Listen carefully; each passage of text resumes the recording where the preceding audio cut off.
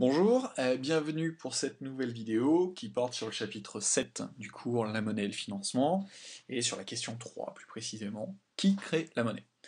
Avant de évidemment présenter cette capsule, je vous rappelle qu'il faut euh, au préalable avoir regardé la capsule À quoi sert la création monétaire de la Banque centrale pour bien comprendre ce qu'on va développer ici. Avant toute chose, précisons que la Banque centrale contrôle la création de monnaie scripturale des banques commerciales de deux manières. Tout d'abord, elle peut intervenir sur le marché monétaire pour renchérir ou abaisser le coût du refinancement des banques commerciales. Et d'autre part, elle peut également modifier le taux de réserve obligatoire des banques commerciales. C'est donc par ces deux instruments que la Banque centrale va directement influencer la création de monnaie scripturale des banques commerciales.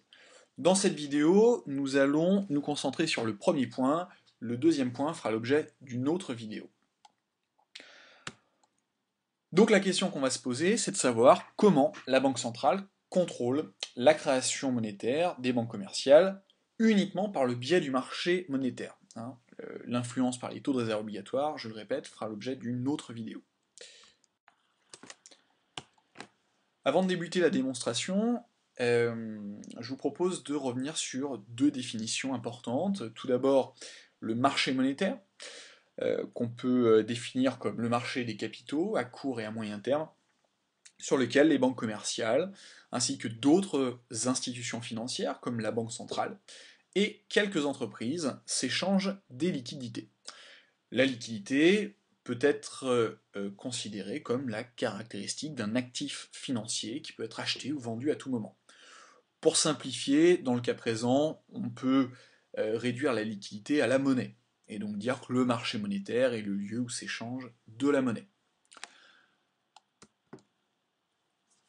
Dans la vidéo sur la création monétaire par la Banque centrale, nous avions vu que les banques commerciales peuvent manquer de monnaie centrale dans deux situations.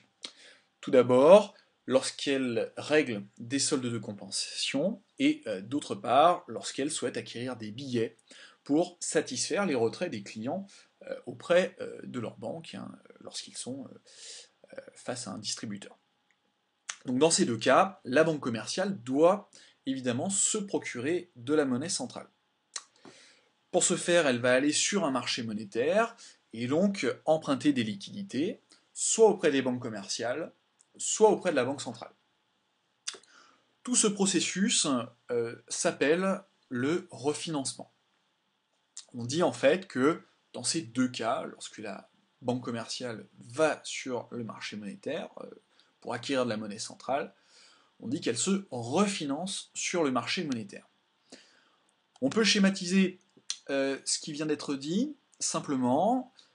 On peut partir d'une banque commerciale qui souhaite se refinancer. On a bien les deux situations où elle est intéressée par le refinancement, c'est-à-dire soit pour satisfaire les besoins de retrait des clients par des billets, soit pour régler des soldes de compensation.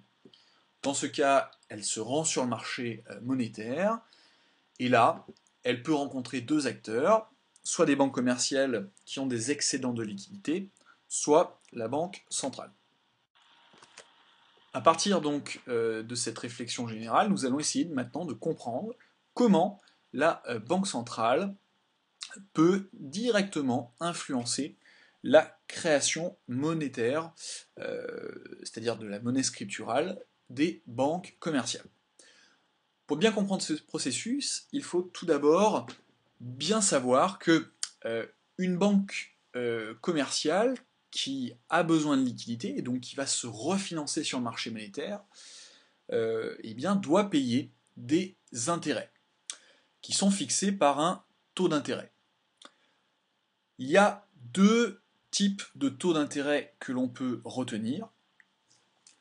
Tout d'abord, les taux directeurs qui vont fixer le coût du refinancement auprès de la Banque centrale, et d'autre part, le taux de l'argent au jour le jour, qui est le taux d'intérêt qui fixe le coût du refinancement auprès des banques commerciales.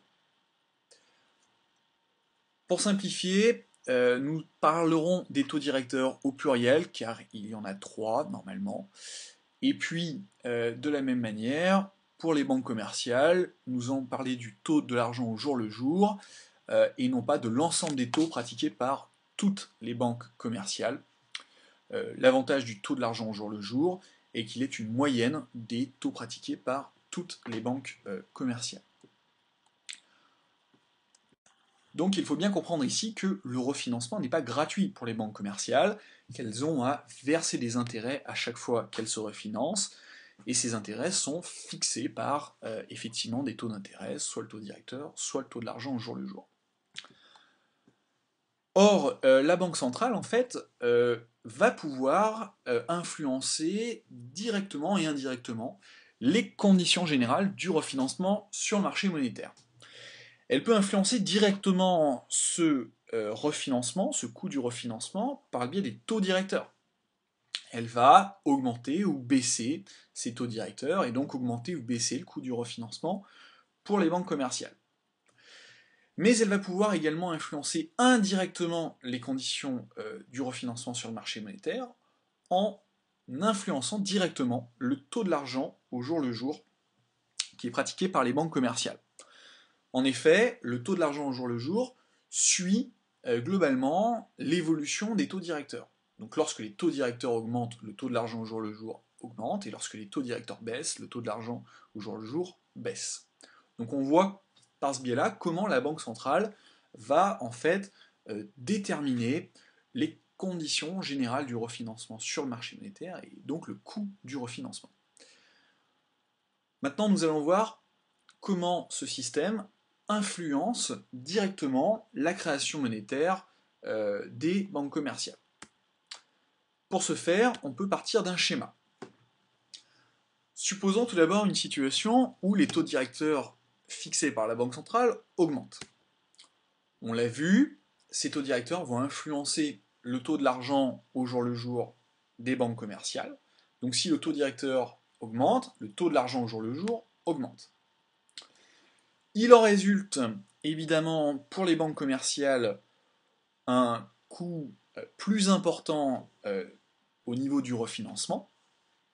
Ça leur coûte plus cher d'aller se refinancer sur le marché monétaire parce que les taux d'intérêt pratiqués augmentent. Et les banques commerciales vont répercuter la hausse du coût du refinancement sur les taux d'intérêt qu'elles pratiquent elles-mêmes auprès des agents économiques. Il va donc y avoir dans ce cas une hausse des taux d'intérêt des crédits qu'elles accordent directement aux agents économiques, que ce soit aux particuliers, aux entreprises, etc. Comme le taux d'intérêt des crédits pratiqués par les banques commerciales augmente, de fait, les agents économiques sont moins incités à emprunter. Le volume des crédits a donc tendance à baisser. Et de ce fait, on a un ralentissement de la création monétaire. On voit donc bien à travers ce schéma comment, de la hausse des taux directeurs de la Banque centrale, on aboutit à un ralentissement de la création monétaire. Le raisonnement est possible également avec une baisse des taux directeurs de la Banque centrale. Cette baisse des taux directeurs mène à une baisse du taux de l'argent au jour le jour. Comme le coût du refinancement sur le marché monétaire baisse, les banques commerciales, en tous les cas on peut le supposer, vont répercuter cette baisse sur les taux d'intérêt qu'elles pratiquent auprès des agents économiques. Comme les taux d'intérêt plus précisément pratiqués par les banques commerciales baissent, les agents économiques sont incités à s'endetter, à emprunter.